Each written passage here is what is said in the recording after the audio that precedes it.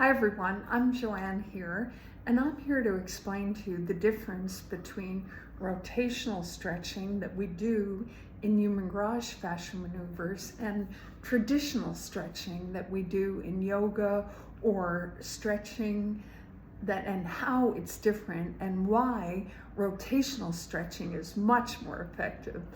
So for about 13 years I've taught yoga. I became a stretch therapist trained in 3 different types of stretch therapy, and nothing has been as effective as human garage fascial maneuvers. So why is this? What we know about the fascia now is that it runs in spirals. And when we think about it, everything in the universe grows in spirals, from little ferns opening up to galaxies opening up. The Fibonacci sequence, if you're a math geek, is how life unfolds. So when we stretch traditional muscles like a forward fold with no stretching, you'll feel tightness on your back body. You'll feel maybe your hamstrings, wherever you notice it. When we stretch in just linear fashions, we're engaging muscle. And when we engage muscle, we get little hits of stress hormones, cortisol, adrenaline. Not that it's a bad thing, but if you want to rebalance your body, heal your body, open tight spaces, you have to work with the fascia. The fascia runs in spirals. In fact, we now know that your heart doesn't simply pump blood up and receive it in and pump it out. It pumps it in spirals. So elegant and beautiful. And when you think about it, when we walk in a spiral rotation as our left hip goes forward to balance it, our right arm forward, and our hips, shoulders, and head rebalance around a center or a spiral line point.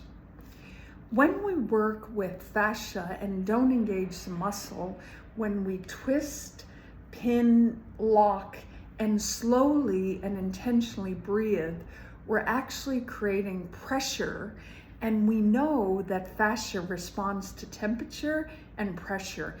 And when you create those pressure gradients like squeezing and twisting out dish rag, when you open it, the fascia goes from a liquid back to a crystal. And nothing in the universe will change if it's under stress.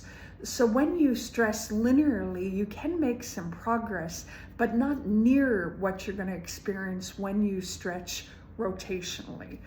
So I'll give you an example from my own practice and working with people. I was stretching a woman who had a tension on her Achilles tendon behind her ankle. And I was stretching it traditionally, pushing her toes down, getting her to resistance stretching. It can be very effective. However, and I have done this with or without, when I added a rotation to the stretch, immediately the tightness, the constriction in the fascia released. She started crying and there was a huge energetic release.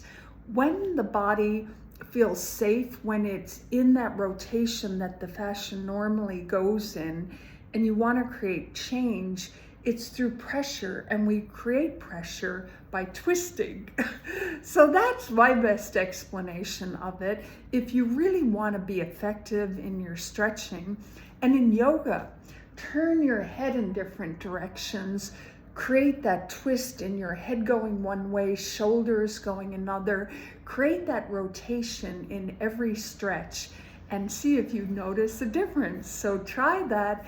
Check out Human Garage Fascial Maneuvers. They're on YouTube. They have an app. Check out the 28-day program and have fun with it, because nothing changes unless it feels safe in the environment, and we grow and adapt with a supportive environment. Your body knows rotation.